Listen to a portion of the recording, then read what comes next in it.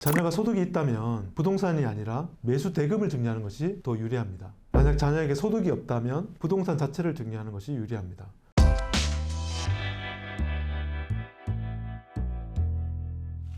네, 정재기 변호사입니다. 오늘 부동산 증여를 할 때 어떤 방식으로 할지, 어떤 순위로 할지 여기에 대해서 제가 설명드리겠습니다. 첫 번째 주제는 어떤 부동산을 우선순위로 증여할 것인지에 대한 것입니다.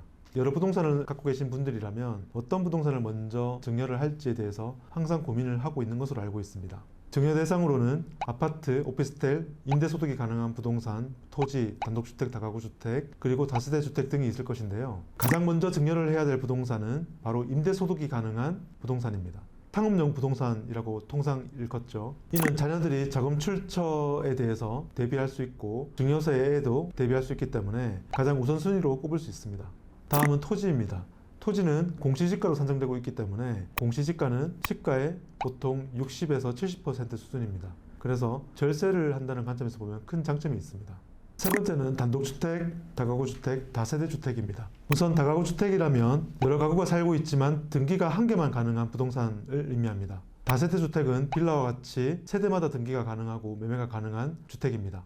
이러한 주택은 보통 시가의 60에서 80% 수준으로 공시지가가 인정되고 있기 때문에 이런 점에서 세제 혜택을 볼 수 있는 것입니다. 마지막 네 번째는 아파트와 오피스텔입니다. 이미 유사 매매가 많고 기준 시가가 정해져 있기 때문에 시가 그대로 증여가 된다고 보시면 될 것 같습니다. 두 번째 주제는 부동산을 증여할 때 부동산을 자체를 증여하는지 아니면 부동산의 매수 대금을 증여할 것인지의 문제입니다. 자녀가 소득이 있다면 부동산이 아니라 매수 대금을 증여하는 것이 더 유리합니다. 왜냐하면 자금 출처 소명은 주택 구입 자금의 80%만 있으면 되기 때문에 20%의 여유분이 생기기 때문입니다. 만약 자녀에게 소득이 없다면 부동산 자체를 증여하는 것이 유리합니다. 부모가 해당 부동산을 취득한 때로부터 2년 이내의 증여 가액은 취득가액으로 보고 있고 2년이 지난 이후부터 증여를 해야지만 공시지가, 기준시가를 적용받을 수 있는 점 또한 참고를 해야 될 것입니다. 부담부 증여를 통해서 부동산 증여를 할 때 절세 방안에 대해서 또 설명드리겠습니다. 한 가지 예를 들면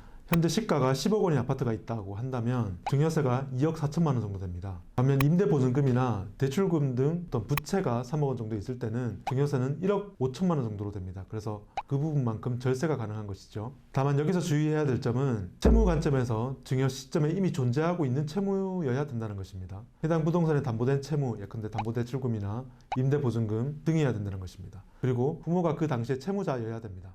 또한 증여를 받는 자녀가 부동산을 증여받고 부담부 증여를 이행할 수 있는 어느 정도의 소득이 있어야 됩니다. 만약 자녀가 소득이 없다면 부모가 부담하고 있는 채무에 대해서도 증여로 과세될 수 있습니다.